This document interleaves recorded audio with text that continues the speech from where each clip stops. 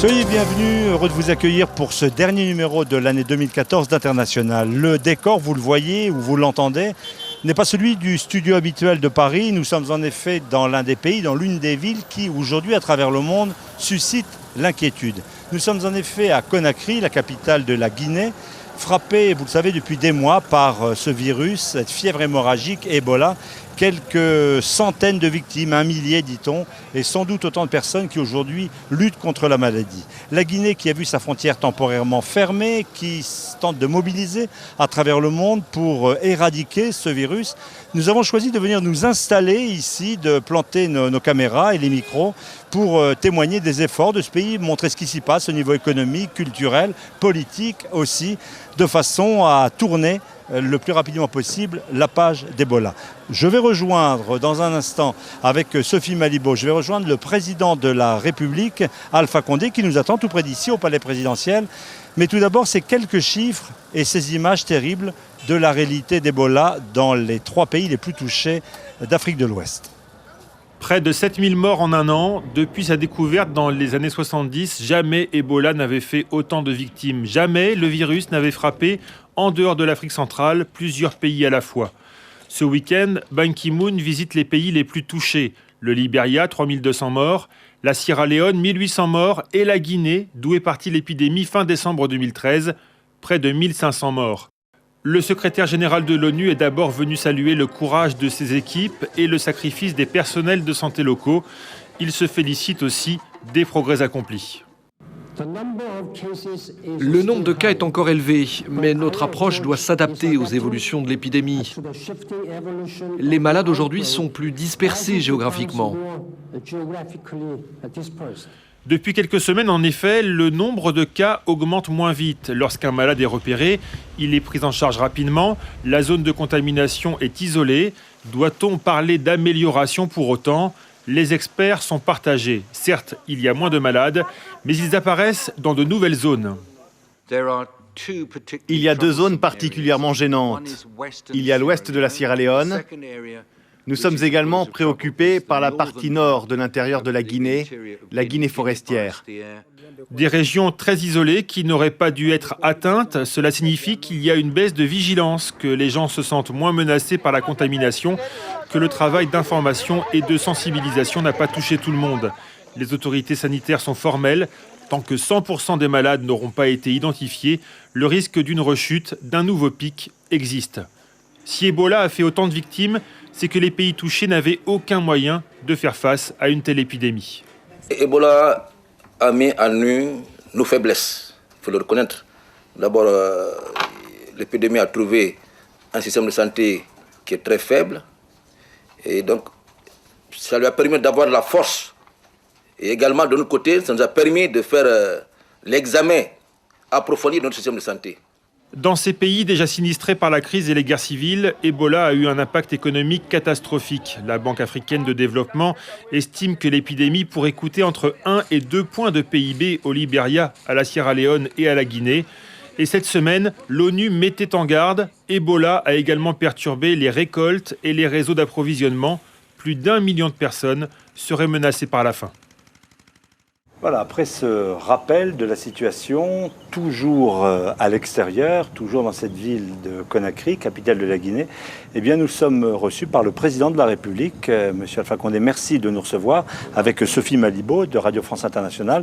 Nous allons vous poser des questions sur ce que vit votre pays actuellement avec cette épidémie. Nous parlons de la gouvernance, de la situation plus largement en Afrique. Mais tout d'abord, quand on voit ces chiffres, est-ce que dans votre pays aussi, comme en Sierra Leone, comme au Libéria, on n'a pas tardé à prendre la mesure de la menace qui était faite? Est-ce qu'on n'a pas, au fond, été dans une forme de banalisation, voire de déni au début de cette maladie?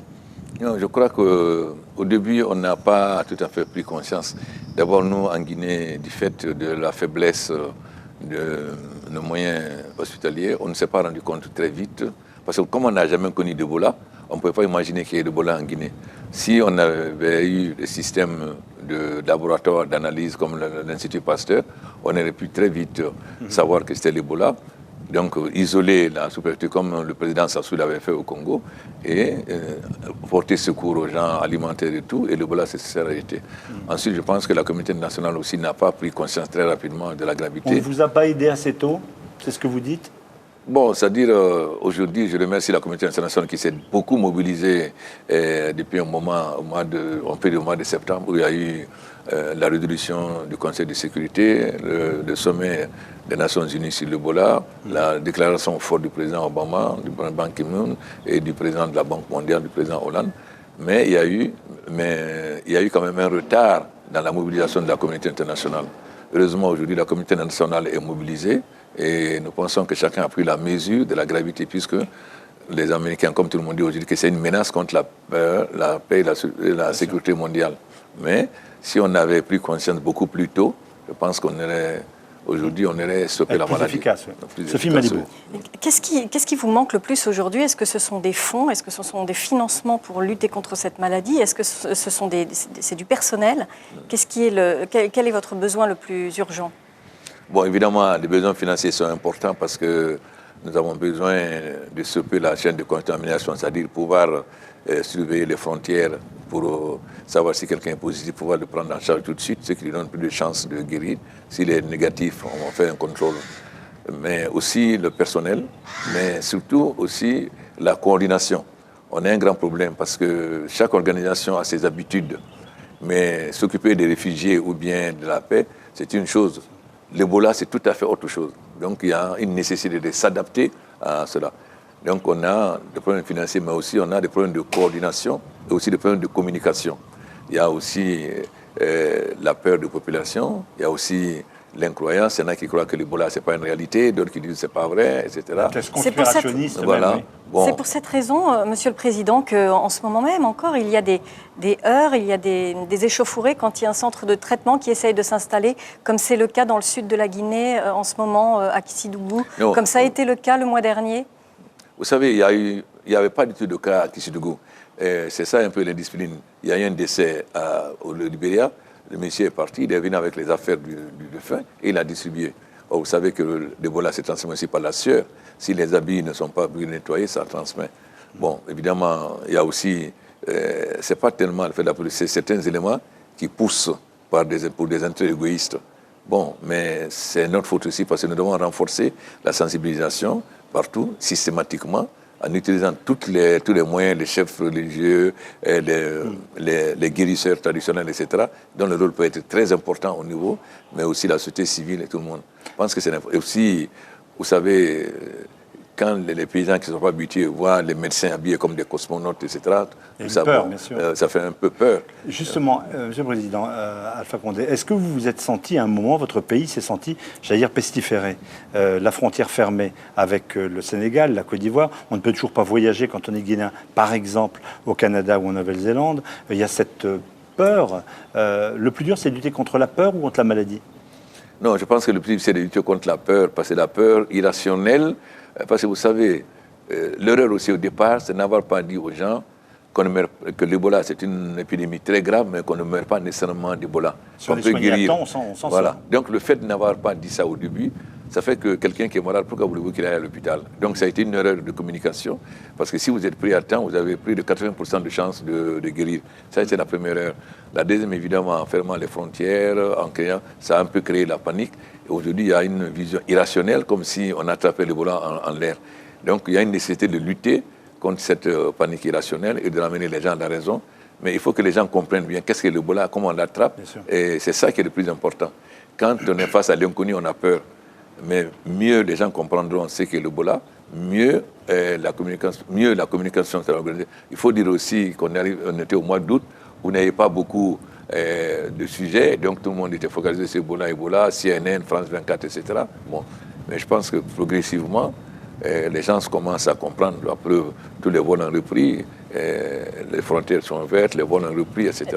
Est-ce que vous pensez que le message est passé, par exemple, autour de certaines coutumes, autour des rites funéraires, autour des inhumations, puisque ce que l'on sait, c'est que par les fluides corporels, c'est un moment dangereux pour la contamination. Est-ce que un effort spécifique est fait pour faire comprendre aux populations qu'il faut peut-être changer certaines habitudes, du moins pendant l'épidémie? Bon, vous savez, les habitudes, c'est très, très difficile de faire partie des habitudes. C'est des habitudes séculaires et il faut faire comprendre aux gens que lorsque quelqu'un meurt, même si ce n'est pas de l'Ebola, il vaut mieux attendre que la Croix-Rouge vienne sécuriser. Bon, c'est une grande bataille à mener parce que ça va un peu contre... Vous avez certaines régions, par exemple, on embrasse le front du mort, etc. Or, il faut convaincre les gens qu'il ne faut pas toucher le malade. Parce que si quelqu'un a été contaminé, il ne faut pas le toucher. Et si vous avez par hasard été en contact, il faut accepter que vous avez suivi pendant 21 jours. Mais ce n'est pas très facile parce que ça remet en cause beaucoup de nos habitudes. Vous savez, en Afrique, on est très chaleureux, on s'embrasse, on s'enlace, etc. Bon, on a des habitudes, on est très, très chaleureux. Et l'Ebola va contre tout ça. Pourquoi, par exemple, les écoles n'ont pas ouvert? Pour l'instant, les écoles sont fermées. Est-ce que ce serait pas... L'école française est ouverte, mais les écoles pour les petits Guinéens, finalement, du coup, restent dans les quartiers. Est-ce qu'ils ne seraient pas mieux pris en charge dans des structures scolaires où on peut vérifier les températures, où, en fait, ils courraient moins de risques et où il pourrait y avoir de la sensibilisation? Vous savez, on n'a pas fermé les écoles. Toutes les écoles ont été normalement... Aucune école n'a été fermée. Tout le monde a passé les examens normalement. Mais, étant donné que l'Ebola avait commencé presque à finir, mais qu'il y a eu un peu de laisser aller du corps médical et tout, que la maladie est repartie, c'est par précaution que nous avons voulu mettre tous les systèmes sécuritaires, c'est-à-dire les kits, etc., les thermoplastes, avant d'ouvrir l'école. Parce que c'est vrai que l'école ne contamine pas nécessairement, mais si jamais il y a la contamination à l'école, c'est extrêmement grave. Donc on a reporté un peu, on va ouvrir les écoles début janvier, on voulait le faire début décembre, mais vous savez, les médecins ne sont jamais d'accord entre eux. Et moi, je ne suis pas médecin. Alors, CDC dit qu'on peut ouvrir les écoles, ça n'a pas d'inconvénient, il suffit d'avoir les kits, d'autres disent autre chose. Donc, je suis obligé d'être très prudent. Parce que si demain, on ouvre les écoles et que c'est la catastrophe, bon. Mais sinon, nous n'avons pas fermé les écoles jusqu'aux vacances. Tout le monde a passé les examens. Mais c'est une mesure de précaution. Mais nous allons ouvrir les écoles, on met des kits partout, lavement des mains, etc. Et là où le chlore, etc. pour qu'on ouvre les écoles. Le secrétaire général de l'ONU était hier en visite ici, après la Sierra Leone et le Libéria. Il y a un espoir, un mot qui circule déjà, c'est une guerre courte contre Ebola. Une guerre courte, une guerre et qui serait courte. Cette guerre, vous êtes en mesure de la gagner rapidement, vous pensez? Nous sommes en mesure de la gagner rapidement si tout le monde tourne dans le même sens. Si vous êtes en guerre, vous devez tirer dans le même sens, c'est-à-dire l'ennemi est à gauche, vous tirez tout à gauche. Le grand problème aujourd'hui, c'est la coordination entre les différentes organisations qui interviennent sur le terrain. Elles sont pas assez coordonnées, ces organisations? Non, on a coordonné, mais il y a une certaine discipline. Par exemple, si je prends des primes, certains voulaient payer 100 000, d'autres 200 000, et ça crée évidemment des frustrations. On a eu beaucoup de mal à finalement unifier pour que tout le monde paie la même chose. C'est-à-dire que les organisations ont une habitude traditionnelle de travailler. Et elles ne se rendent pas compte qu'avec l'Ebola, on doit s'adapter. Mais je pense que là aussi, on a fait beaucoup de progrès au niveau de la coordination. Monsieur le Président, vous savez ce qu'on entend dans la rue tout près d'ici? On parle d'un business d'Ebola, un mot terrible, pour dire qu'il y a des gens aussi qui viennent ici et qui organisent économiquement une situation. Bon, vous savez, moi, mon problème, c'est de finir le plus tôt possible l'Ebola parce que ça pèse beaucoup sur notre économie, ça pèse sur notre vie économique, sociale, etc., notre vie politique, et ça a tendance à nous isoler. Maintenant, je ne vais pas rentrer dans cette polémique parce que ce qui m'intéresse, c'est que tout le monde nous aide et que nous-mêmes nous Vous savez combien ça a déjà coûté Vous savez combien ça a déjà coûté à votre pays? On parle de 1 ou 2 points de produit intérieur brut. Oui, nous sommes en discussion avec le Fonds monétaire parce qu'on n'est pas tous d'accord. On devait avoir au moins 4 à 5% de taux de croissance. Maintenant, on parle de 1, 0,5, etc. Donc, c'est que ça a beaucoup pesé sur nous. Et si les choses ne se rangent pas très vite, la Banque mondiale prévoit 500 millions de dollars, ce qui est énorme de pertes. Donc, les conséquences financières sont vraiment énormes. Monsieur le Président, est-ce que vous craignez la faim dans votre pays? Il y a des évaluations qui sont faites et qui disent qu'à l'horizon du printemps, du fait de la difficulté de récolter, de la difficulté de communication dans le pays due à Ebola, à l'horizon du printemps, il pourrait y avoir 500 000 personnes souffrant de la faim. Qu'est-ce que vous pensez de ce genre d'évaluation? Vous savez, d'abord, l'agriculture. Si vous allez à l'intérieur, vous verrez que l'agriculture a continué. Et le prix du riz n'a pas monté, etc. Je pense qu'il y avait souvent aussi une vision catastrophique qui ne répond pas à la réalité aujourd'hui. Moi, je pense que si nous organisons très bien la sensibilisation, et que nous suivons à 100% les cas et que nous arrivons à aider les cas à se maintenir chez eux pendant 21 jours, nous allons arriver rapidement à la fin de l'Ebola. Je ne crois pas du tout.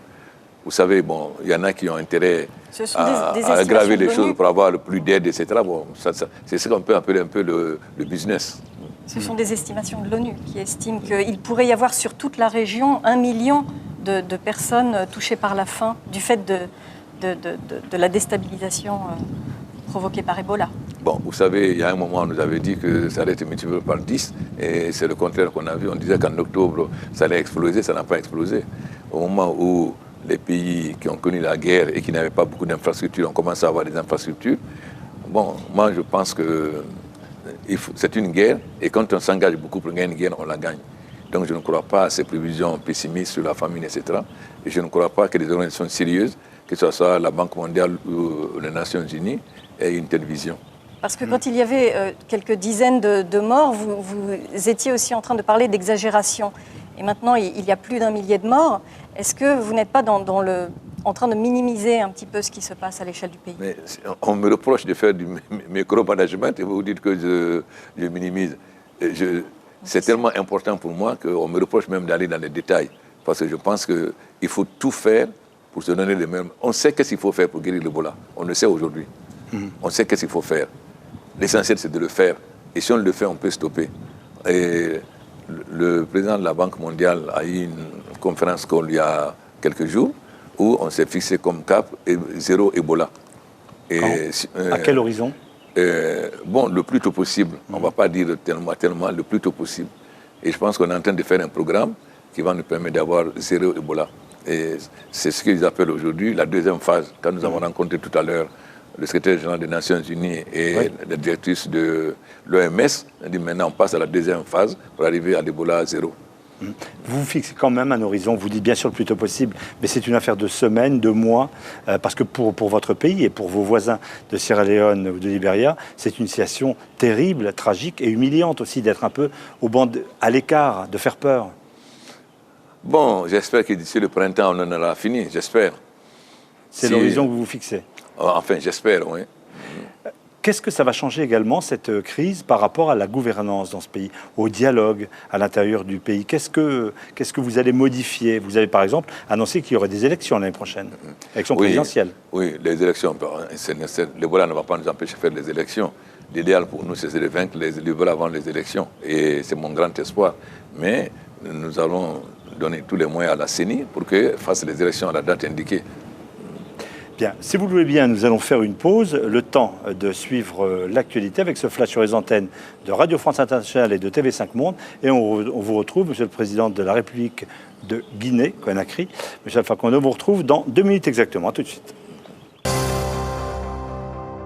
Retour à International après ce point d'actualité. Nous sommes à Conakry, capitale de la République de Guinée, avec donc son président, Monsieur Alpha Condé. Merci de nous accueillir avec RFI, Sophie Melibo à mes côtés. Nous parlions de la gouvernance dans votre pays. Est-ce que, au fond, ce qui est en train de se passer avec cette crise amène aussi à remettre en question le dialogue avec l'opposition, j'allais dire une autre pratique plus union nationale du pouvoir? Est-ce que ça modifie ça aussi? En principe, ça devrait modifier parce que l'Ebola touche tous les Guinéens, c'est l'affaire de tous les Guinéens. Donc tout le monde doit être conscient qu'on doit s'unir pour combattre l'Ebola parce que l'Ebola menace l'avenir de notre pays et ça touche toutes les populations. Moi, j'ai lancé un appel à l'Union nationale pour lutter contre l'Ebola. En dehors de nos divergences politiques et de nos différentes façons de voir, chacun a intérêt à finir l'Ebola le plus possible. Mon espoir, c'est que toute la société, que ce soit la société civile, les partis politiques, les syndicats, que tout le monde se donne la main pour que d'abord on vaincre l'Ebola. Quand on est en guerre, on mobilise tout le monde. Aujourd'hui, Monsieur le Président, vous garantissez donc le respect du calendrier électoral? Oui, bien sûr, parce que nous devons faire les élections présidentielles, nous devons respecter. Donc on traduit 2015 élections, vous serez candidat? Bon, pour le moment, je m'occupe de combattre l'Ebola et d'organiser les élections, on verra. Bon. Il y a beaucoup de critiques du côté de l'opposition sur la composition de la commission électorale, par exemple. Est-ce que vous pensez donc renouer le dialogue avec les différents partis de l'opposition qui estiment que cette commission, finalement, n'est plus tout à fait indépendante, qu'elle a évolué dans un sens qui vous est favorable? D'abord, je vous fais remarquer que l'opposition dont vous parlez a gouverné pendant plus de 20 ans Et tout le monde sait dans quelle situation j'ai pris la Guinée. Vous êtes venu ici avant, vous avez vu. Et comment vous avez de la prison, vous avez des condamnés à mort. Voilà. Quand j'ai dit que j'ai hérité d'un pays, pas d'un État. Deuxièmement, c'est l'opposition qui a proposé la composition de la CENI. Moi, j'étais contre une CENI politique. On a envoyé déjà. Une fois que vous avez prêté serment, maintenant, vous ne rêvez plus d'un parti politique. Et je ne vois pas pourquoi on va mettre en cause la composition de la CENI alors que c'est eux qui ont proposé ça et une loi a été votée. On ne peut pas dire que la CENI me favorise ou pas. Ils ont envoyé des gens à la CENI. Nous, on a envoyé des gens aux élections présidentielles. Moi, j'étais largement minoritaire dans la CENI. Je n'ai pas mis la CENI en cause. Donc, c'était un faux débat de dire qu'on va recomposer la CENI alors que c'est eux qui ont proposé et la loi a été votée. Sauf que ce qu'ils disent aujourd'hui, c'est que la nature politique, la couleur politique des gens qui ont été mis dans la CENI a changé. Vous savez, beaucoup de gens peuvent changer. Ce n'est pas seulement les membres de la CENI. Beaucoup de gens peuvent changer, mais ça, c'est la... Mais je ne vois pas. Vous n'avez pas intérêt, Monsieur le Président, à ce que qu'il y ait une acceptation. Non, s'il vous plaît, c'est très simple. Vous proposez quelque chose, quand ça vous arrange, quand je ne pense pas, vous changez. On va faire des changements éternels. Non, il faut être conséquent. C'est eux qui ont proposé cette composition de la CENI. Ils ont envoyé des gens, ils sont responsables. Moi, ma responsabilité, c'est de respecter l'indépendance de la CENI et de ne pas mêler. C'est la CENI qui organise les élections. Je ne vois pas pourquoi, à chaque fois, que quelque chose ne vous plaît pas, il faut changer. En ce moment-là, il n'y aura jamais de stabilité dans le pays. Donc je ne rentre pas dans ce débat. Et le pays est en difficulté du fait d'Ebola, mais pas seulement. Économiquement, le pays est tout de même en difficulté. Est-ce que vous pensez avoir ce qu'il faut pour financer ce processus électoral sans faire appel à l'aide extérieure? Non, ce que nous disons, nous devons prendre l'habitude de budgétiser nos élections. Et il faut convaincre les populations, et tous les pays africains demandent cela. Les Nations Unies nous demandent de prendre en charge. Ça ne veut pas dire que nous rejetons toute aide. Ce que nous voulons maintenant, que l'aide extérieure soit liée à ce que nous demandons. C'est-à-dire, j'ai reçu aujourd'hui des ambassadeurs de l'Union européenne, je vais recevoir l'ambassadeur des États-Unis et des Nations Unies pour dire clairement, nous ne sommes pas contre une aide extérieure, mais nous voulons que l'aide extérieure se fasse à notre demande, c'est-à-dire en fonction des besoins de la CENI, notre besoin. Voilà, mais que nous nous habituions progressivement à ce que les élections soient organisées par notre propre budget. C'est-à-dire, si on veut la démocratie, il faut se donner les moyens. Peut-être qu'on ne le réussira pas d'un coup, mais il faut qu'on évolue vers ça. Et il y aura des exigences, des garanties de transparence, notamment, s'il y a une aide extérieure. Je vous fais remarquer, madame, que je me suis battu pendant 50 ans. J'ai été condamné à mort, j'ai fait la prison. Ceux qui demandent la transparence, ceux qui organisaient les élections non transparentes. Donc je pense que quand on parle, on oublie toujours le passé de la Guinée. Il faut un peu, vous êtes venu ici en 2003, vous savez comment les élections se passaient. Et c'est ceux qui sont dans l'opposition qui faisaient ces élections. Et moi, j'ai gagné les élections en 1993. J'ai dit qu'on ne gouverne pas les cimetières. J'ai toujours refusé la violence dans ce pays. Vous ne verrez pas un seul moment où mon parti a troublé quoi que ce soit. On n'a jamais cassé un véhicule, jamais cassé une maison. Et pourtant, on a fait la loi anticasseur contre nous, mais on n'a jamais utilisé la violence. On peut manifester, c'est le droit, mais le droit, votre droit ne vous amène pas à violer le droit de l'autre. Moi, je suis là pour protéger à la fois la démocratie, mais aussi les biens des citoyens. Vous pouvez manifester, mais ça ne vous donne pas le droit de casser les véhicules de quelqu'un ou de casser sa maison. Je pense qu'il faut aussi relativiser des choses. Il faut voir comment la Guinée a évolué, comment en 4 ans nous avons évolué. On ne peut pas dire que parce que ceux qui ont gouverné, qui n'ont pas accepté que le pays avance, qui ne veulent pas que le pays avance, qu'on va se soumettre à tous leurs dictats. Donc je pense que le problème, c'est que la CENI a été mise en place il y a moins de 2 ans, votée par la loi. Je ne vois pas pourquoi. S'ils veulent changer la CENI, ils sont tous au Parlement. Le Parlement n'a qu'à voter une loi. Aujourd'hui, on a un Parlement. Je fais remarquer qu'il y a 15 partis au Parlement. Il y a combien de pays africains où vous avez 15 partis représentés? Il y a un Parlement. Toutes les lois peuvent être modifiées. La CENI, c'est une loi. S'ils veulent changer, donc, on va faire des propositions de loi. Tout se doit, désormais, à partir du moment où on a une assemblée, tout doit se passer à l'Assemblée, non pas dans la rue. Chacun est libre de faire des propositions à l'Assemblée. Monsieur le Président, pendant qu'on évoque, on va parler de l'Afrique, du terrorisme, etc., pendant qu'on évoque des sujets qui fâchent, votre pays est classé 102e sur 180 en matière de liberté de la presse. C'est également un héritage ou c'est une situation endémique d'une jeune démocratie en devenir? Il y a plus de 40 radios libres, je ne sais pas combien de journaux.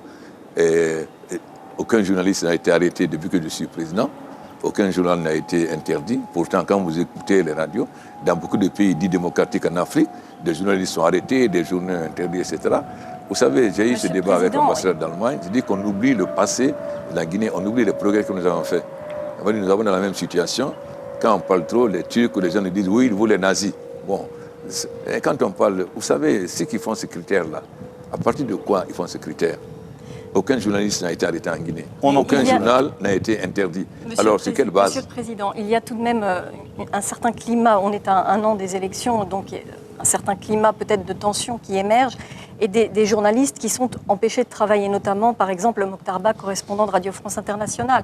Et est-ce que vous pouvez... Nous n'empêchons personne de travailler. RFI a fait accréditer un journaliste. Déjà, on a donné l'accréditation à un journaliste. RFI est comme BBC et Africa numéro 1. On donne une accréditation, là c'est le Conseil national qui donne, vous avez déjà un agrément, vous ne pouvez pas nous dire, nous on est RFI, on veut dire, je vous ferai remarquer que vos collègues sont arrivés ici il y a 2 ans, et à l'époque ils avaient promis qu'au bout de 3 mois, ils enverraient un correspondant qui n'est pas guinéen. Demandez-leur, il y a 2 ans. Donc vous ne pouvez pas, on a déjà donné un agrément à un journaliste de RFI, vous n'allez pas nous dire non, on a déjà donné. On donne à 1, on ne donne pas à 10. Alors, on n'empêche personne de travailler. Vous avez un journaliste qui est accrédité, c'est vous qui avez demandé son accréditation. C'est un journaliste qui a travaillé en Guinée depuis très longtemps, non, qui a le connu n'est pas là. Vous savez cela, mais vous avez présenté un autre journaliste qu'on a accrédité. Pourquoi voulez-vous qu'on donne 10 accréditations à RFI? Dans tous les pays, RFI a plusieurs correspondants. Il n'y a qu'en Guinée que finalement il y a une restriction. Enfin, ce n'est pas la RFI qui fait les lois en Guinée, c'est nous. Il n'y a pas de raison que BBC soit traité différemment que RFI et plus BBC et qu'on vous RFI. Donc il y a tout de même cette restriction. Ce n'est pas de restriction, on vous a déjà donné un agrément. Pourquoi BBC ne demande pas cette édition? Vous êtes venu ici il y a 2 ans, vous avez pris des engagements que vous avez respectés.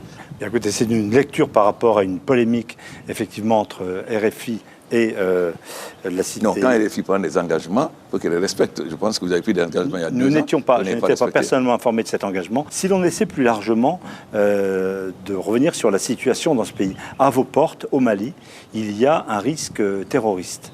On dit même que certaines cellules, peut-être, seraient déjà dans ce pays. Comment, lorsqu'on doit gérer Ebola, peut-on se prémunir de cette autre menace qui est en train de déstabiliser certains pays, certains États, aujourd'hui en Afrique, comme le terrorisme? C'est un risque réel pour vous? C'est un risque réel, mais vous savez, le terrorisme fleurit sur la base de la pauvreté. C'est pourquoi il est très important pour nous que la lutte contre la pauvreté soit la priorité. Moins il y a de pauvreté, moins il y aura de terrorisme. Ce que nous disons en nos pays occidentaux, il est plus important de nous aider à faire la bonne gouvernance, à gérer le pays pour le bien du plus grand nombre, diminuer la pauvreté, parce que le terrorisme ne prospère que parce que, voilà, parce que c'est la pauvreté qui permet de fleurir. Donc, plus on lutte contre la pauvreté, moins on aura du terrorisme, moins on aura d'islamisme, moins on aura d'ethnocentrisme. Le véritable problème de l'Afrique, c'est la lutte contre la pauvreté et surtout l'emploi jeune, où les jeunes, comme c'est aujourd'hui, plus de 70% de la population, et l'autonomisation des femmes. Donc il faut lutter pour la bonne gouvernance et la meilleure utilisation de nos ressources. Ça veut dire qu'il faut qu'on nous paye à juste nos matières premières. Moi, quand je suis venu, la première réforme que j'ai faite, c'est la réforme du code minier. Parce que le code minier, comment voulez-vous expliquer que la Guinée, qui a le minerai de fer le plus riche du monde, qu'on peut exploiter pendant 100 ans, depuis 50 ans, on n'a pas sorti 1 tonne de minerai de fer. On a la moitié des réserves mondiales de bauxite, on a une petite usine d'alumine, etc. Donc c'est incompréhensible. C'est-à-dire que l'Occident ne paie pas son juste prix, vos ressources, c'est ce que vous dites, c'est cet argument qu'on entend du pillage des ressources en Afrique? Voilà, il faut que nos richesses, il faut qu'il y ait une coopération gagnant-gagnant, que les entreprises minières ou pétrolières gagnent parce qu'ils investissent, mais que ça rapporte aussi au pays. Si vous voyez la Guinée, vous demanderez, si vous lisez le programme de Roland Plé dans les années 49-50, la Guinée était promis un grand avenir. Nous sommes quand même un pays où tous les fleuves prennent leurs sources en Guinée. Nous sommes le château de l'Afrique. Nous avons 6 millions d'hectares de terres fertiles. Nous pouvons cultiver 2 fois par an. Nous avons des minéraux, des richesses. On dit que c'est un scandale géologique. Nous sommes en même temps un scandale agricole. Ouais. Pourquoi on est dans cette situation aujourd'hui? Il faut se poser la question. À quel terme, Monsieur le Président, vous pensez que les choses vont pouvoir porter leurs fruits? Parce que vous avez revu quelques 800 concessions qui ont été accordées par le passé. Donc c'est tout un mouvement de révision des concessions. À quel terme tout cela, est-ce que ça pourrait porter des fruits? L'Ebola est venu pour nous à un très mauvais moment. Au moment où nous avons signé et ratifié 4 contrats importants. Le contrat avec Rio Tinto pour la Simandou qui faisait 15 milliards d'investissements, ça c'est le minerai de fer. Le contrat avec Mubadala pour la bauxite Sangaredi qui faisait 5 milliards d'investissements. Le contrat avec CPI à Bofa pour la bauxite qui faisait 5 milliards d'investissements. Donc ça faisait 25 milliards d'investissements. Le MEDEF est venu, ils sont repartis enthousiastes. Le patronat français Et nous était là arrivons cet été. à la fin de notre programme avec le Fonds monétaire en février 2015. Donc au moment où réellement nous avons stabilisé la situation macroéconomique, les Français sont passés de 23% à un chiffre, la monnaie est stabilisée, etc. On a une gestion macroéconomique saine. Au moment où on allait tirer les avantages de ces bénéfices, nous avons récupéré 800 permis. Parce que vous avez des gens qui prennent des permis, 10 ans après, ça même pas se trouve la mine. Donc il fallait redresser. Et la Guinée est le seul pays au monde à avoir publié tous les contrats miniers, parce que nous sommes totalement dans la transparence. Nous espérons qu'après l'Ebola, la Guinée va reprendre sa marche en avant qui a été un peu stoppée. Mais vous sentez un peu la désertion des investisseurs en ce moment? Ou est-ce qu'ils viennent quand même? Ils sont venus Il y en a cet été? qui viennent, il y a d'autres qui n'y viennent pas parce qu'ils ont peur. Le fait de vous voir ici, de vous voir dehors, à l'air, etc., je pense que ça va. Le fait que le président Hollande soit venu, le fait que le président de la Banque mondiale soit venu, que Mme Girardin soit venue. Finalement, il y a beaucoup de monde en Guinée. Donc ça va progressivement faire comprendre aux investisseurs qu'on peut venir en Guinée et qu'on peut investir. Malheureusement, que Dieu son âme, le président de Total disait aux investisseurs, il ne faut pas avoir peur d'aller en Guinée, il faut aller en Guinée. C'était le bâtiment de Marjorie, c'est dommage qu'il soit décédé. Je pense que la presse a joué un grand rôle dans la stigmatisation de l'Ebola, dans créer une panique internationale. Il faut que la presse joue le rôle contraire, c'est-à-dire faire comprendre aux gens qu'on n'attrape pas l'Ebola en venant comme ça. Donc la presse jouera un très grand rôle pour casser la peur panique. Vous êtes là aujourd'hui. C'est ce que nous avons Avant fait de venir, avec RFI vos parents vous ont dit, vous allez en Guinée, n'allez pas en Guinée, etc., etc. Mais vous allez retourner, vous verrez qu'il n'y a rien. Alors on parlait il y a un instant de la situation globale en Afrique. Il y a une question qui se pose régulièrement dans tel ou tel pays. Ça n'est pas le cas pour vous puisque vous êtes président depuis à peine 5 ans. C'est la question du 3e mandat. On a vu ce qui s'est passé au Burkina Faso. Votre homologue Blaise Compaoré est parti en quelques jours. Il a dû prendre la fuite. Est-ce que vous donneriez un conseil à d'autres homologues, d'autres chefs d'État? On peut penser à Denis Sassou Nguesso, au président Kabila, de dire attention, attention, il ne faut pas rester trop longtemps. Il y a une jurisprudence maintenant. Il faut faire attention à pas rester trop longtemps? Moi, je ne me sens aucun droit de donner des conseils aux autres. Je pense que chaque chef d'État a sa ligne politique, est responsable. Mais est-ce qu'on peut être trop longtemps chef d'État? Vous-même qui avez subi des régimes qui se sont éternisés. Vous savez, moi, ma préoccupation, c'est comment sortir de la Guinée, de la situation et l'amener à... Mais on vous pose des questions quand même sur ça. Est-ce oui, que mais je on ne peut veux rester pas à vie président? Je ne veux pas rentrer dans ce débat. Je pense que chaque chef d'État est responsable de sa façon de gérer. Je ne veux pas rentrer dans ce débat, sincèrement. Qu'est-ce que vous pensez de ce qui s'est dit au moment du sommet de Dakar, du sommet de l'Organisation internationale de la francophonie, puisque François Hollande a parlé justement de ce problème des changements de constitution et des... Subreptice, comme il a dit, oui. Je pense Est-ce que c'est le rôle... C'est tout à fait le droit de la France de donner son point de vue en tant que grande puissance qui a joué un grand rôle en Afrique et qui veut tourner la page de la France-Afrique. Donc c'est tout à fait le droit de la France. Mais moi, je ne suis pas français, je suis guinéen. Donc je ne me sens pas, pour le moment venu peut-être, mais pour le moment, ma préoccupation, c'est vraiment de lutter contre l'Ebola et de renforcer la démocratie en Guinée. Maintenant, nous verrons ce problème après. Mais pour le moment, vraiment, je pense que chacun doit réfléchir. La seule chose que je peux dire, nous devons gouverner au profit de la grande majorité de la population. C'est-à-dire que personne ne doit se sentir exclu, particulièrement la jeunesse et les femmes. Parce que si les gens pensent que la richesse est confisquée par une minorité, la majorité restée de côté, je pense que ça peut poser des problèmes. Pardon, Monsieur le Président, nous parlions de François Hollande. Vous êtes tous deux membres de l'Internationale socialiste. Quand il est arrivé au pouvoir, vous le disiez, un homme sans réseau. Est-ce que, selon vous, François Hollande a changé avec toutes ses interventions en Afrique? Non. Il n'est pas intervenu en Afrique, on ne sait pas la France-Afrique. Si le président Hollande n'était pas intervenu au Mali, on en serait aujourd'hui.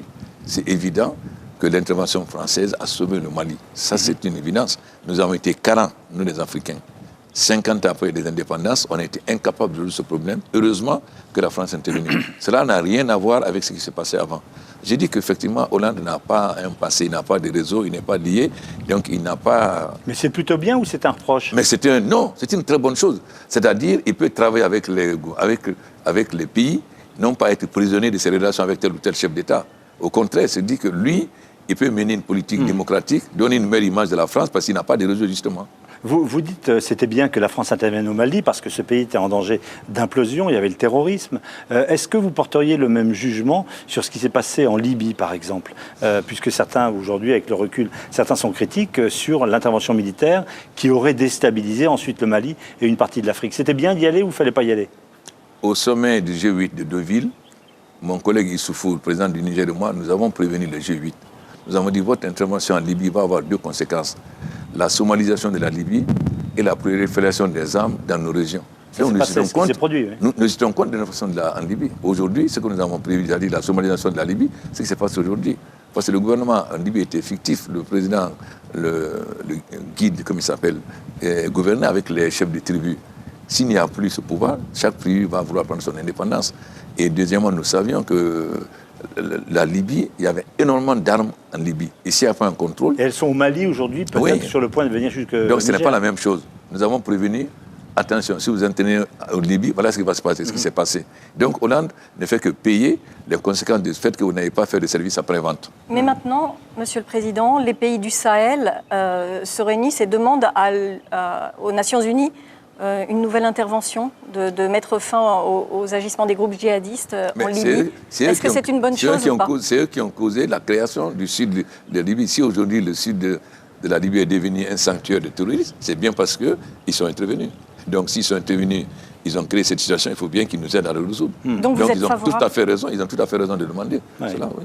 Il y a un drame qui se joue actuellement, que l'opinion publique a suivi, et dont on a le sentiment qu'elle l'oublie un peu également. Ce sont les enlèvements massifs qui se produisent encore, que ce soit au Nigeria, dans le nord du Cameroun, avec la secte Boko Haram, qui enlève des centaines de jeunes filles, qui les vend.